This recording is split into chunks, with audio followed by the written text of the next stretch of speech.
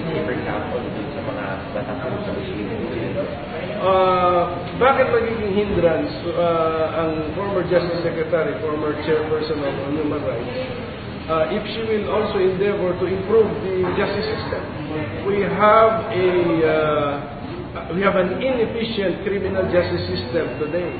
So if we put all our efforts to make to reform the criminal justice system, make it more efficient, who should complain? So we welcome, and Laila de Lima knows a lot about our justice system. I find it disturbing na right here in the halls of Senate, he would openly make such statements. Hindi na ba natin madidistinguish kung ano yung tama? Ayaw naming ura-urada lang. Hindi naman po kami gano'n na dahil hot na hot yung issue, magpapasikat kami, magfa-file ng kaso. Annoying and definitely disturbing. Ano bang klaseng mga statements yan? Kung sasang-ayunan ho natin yung ganyang pananaw, katawa-tawa talaga tayo. But is that right? Hindi po tama yun.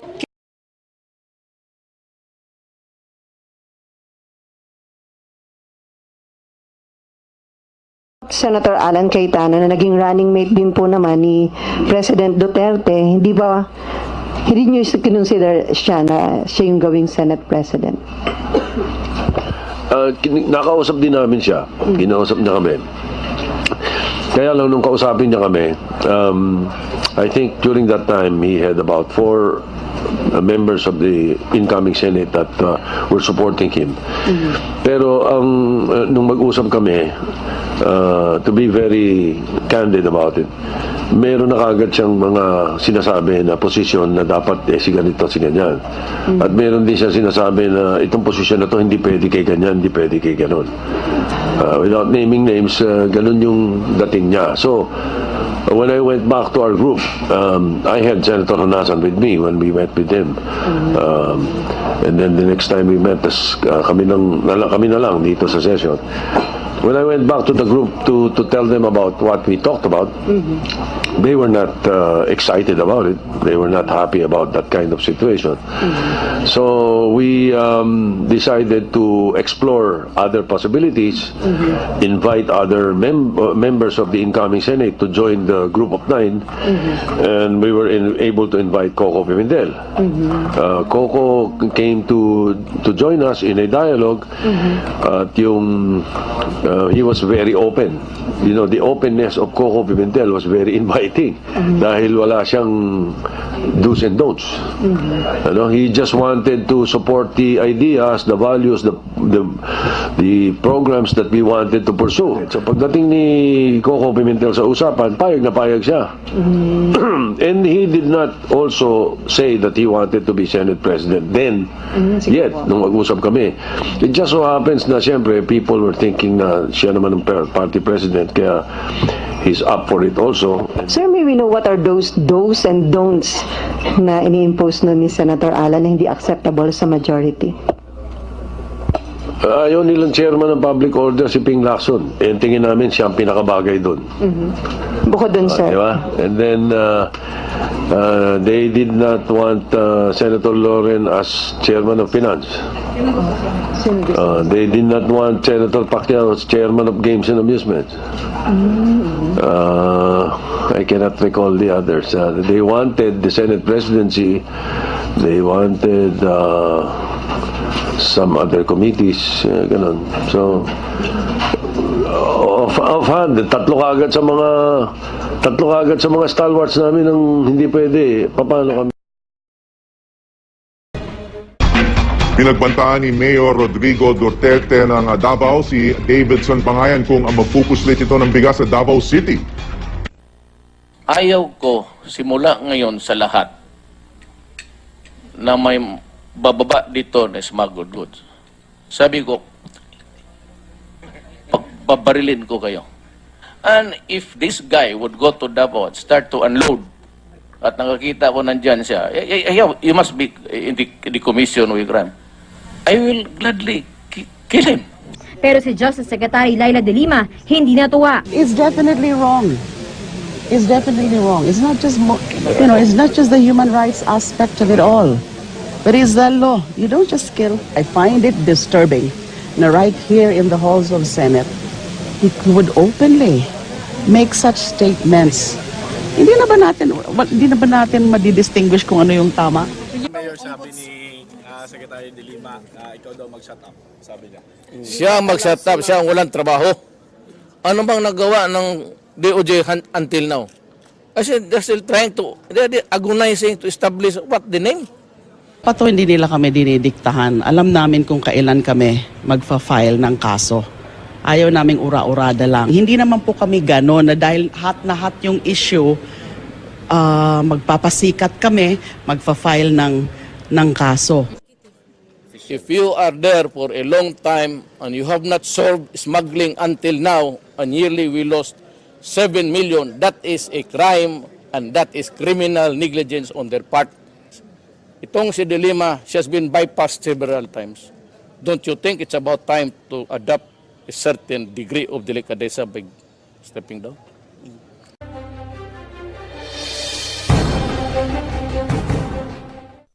Pag na-presidente ako, magtago na kayo. Yung 1,000 nan, it would reach 50,000. I would kill all you. This is Davao City Rodrigo Duterte's warning to all criminals if he ever assumes the presidency in 2016. It's a bold statement that's not entirely surprising coming from the man who's known for his iron fist leadership. But for Justice Secretary Laila De Lima, Duterte's statements are abominable and reprehensible. I find those statements of his, at the very least, annoying and definitely disturbing. I mean, ano bang klaseng mga statements yan? Katawa-tawa tayo sa international human rights community. Kung sasang-ayunan ho natin yung ganyang pananaw, katawa-tawa talaga tayo as a society. And international organizations like Human Rights Watch, they take these things seriously. Pero tayo, yung iba sa atin natutuwa pa. Lalong ina-idolize si Mayor Duterte because of that kind of a stance. But is that right? Hindi po tama yun. Sinashut up niya ako. I cannot shut up. You cannot kill. You cannot kill. You cannot kill the criminal because we do not have capital punishment. Duterte must be held criminally liable after he admitted his involvement with the vigilante group, the Davao Death Squad. Killing is killing, no matter what. Killing is killing. And therefore, kung ina-admit niya na he is responsible for these killings, then he must be held criminally liable. And I'm just really being consistent because I used to be the chair of the Commission on Human Rights and I'm a human rights advocate and defender. Hindi raw ititigil ng Department of Justice ang investigasyon nila sa kaugnayan ni Davao City Mayor Rodrigo Duterte sa tinaguriang Davao Death Squad. Nag-execute na siya ng affidavit. I cannot disclose to you kung ano yung contents ng affidavit pero napakaseryoso pong mga alegasyon. So lahat po yan ay binavalidate ng NBI, nagka-case build-up ang NBI. Paglilinaw ni Davao City Mayor Rodrigo Duterte, wala siyang kinalaman sa DDS o Davao Death Squad, ang vigilante group na sangkot sa pagpatay ng mga kriminal sa lungsod. Pero si Justice Secretary Laila De Lima hindi kumbinsido sa sinasabi ni Duterte na hindi siya sangkot sa DDS. Yan ang sabi niya. So you investigate them? May mga witnesses kasi kami noon sa CHR na iba ang sinasabi. Tapos itong witness din na ngayon na nasa WPP, ganun din ang sinasabi. Siya ang tinuturo na nasa likod niyan. Kaya tuloy daw ang investigasyon sa alkalde. Git ni De Lima, hindi niya pinopolitika si Duterte. Wala kayong respeto. You do not even try to find out the truth.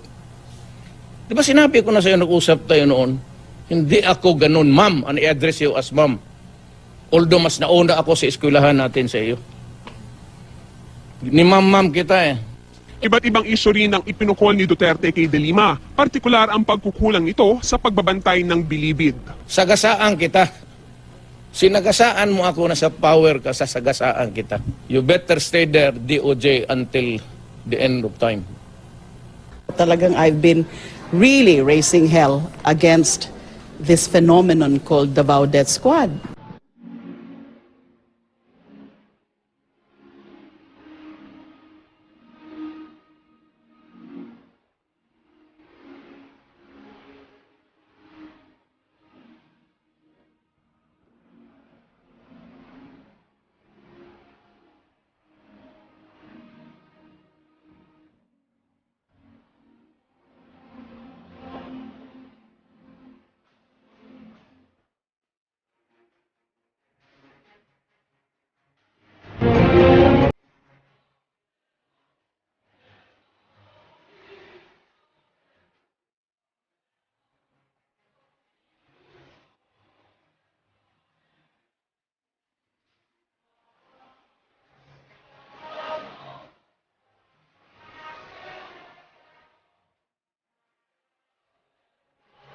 DOJ Secretary. Kasalanan ko yun? Are they accusing me na ako may kasalanan? And then tingnan nyo na lang, what I can say is that, balikan nyo na lang yung mga ginawa ko rin.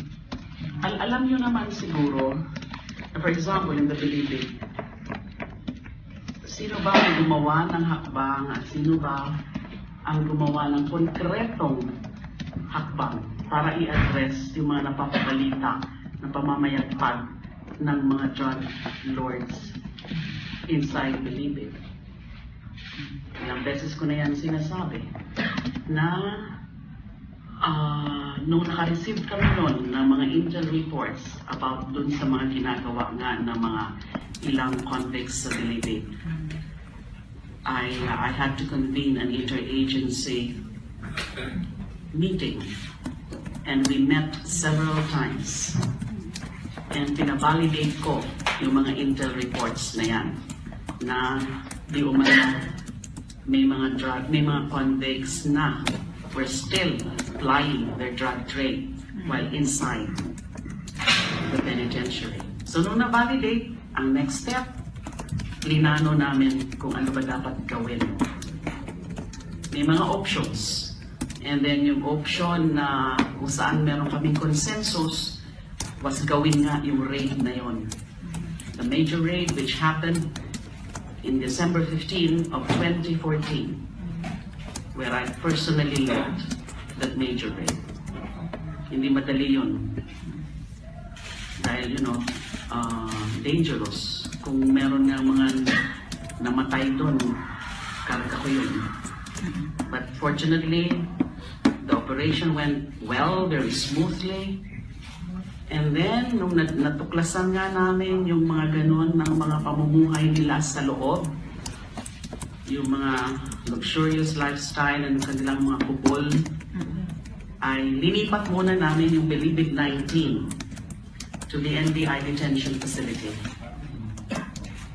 Dahil hindi namin alam kung saan sila ilalagay sa Bilibid. So, naghanap kami ng isang lugar sa Bilibid na kung saan pwede sila talaga ilagay. So ang tinuro sa akin noon by the then director, si Frank Bucayo, was building 14. So inumpisahan yung renovation, and then in the meantime, a new Bucor director came in, and that is Director General Rainier Cruz. So nung natapos yung renovation ng Building 14, si DG Cruz na, si Director Rainier Cruz na yung director. So pinalik namin from the NBI detention facility, the Bilibid 19. And the Building 14 used to house the death row convicts. But pinarenovate ko and converted into a more secure facility. Pinalagyan ng mga CCTV and other measures were put in place to ensure na hindi na uli nakakapag-transact. Kasi ang pag-transact nila was through cell phones and other communication gadgets. Hindi naman po totoo na doon mismo sa loob ng bilibid linuluto ang shabu o kung ano mang klaseng droga. Wala po kaming nahanap na ganun. Halos imposible po yun. Except if lahat magkakakuntsaba from the director up to the lowest ranking employee of the Bucor. But that's not the case. May mga nagluloko dyan, pero hindi naman siguro lahat. Karamihan siguro nagluloko, especially the prison guards.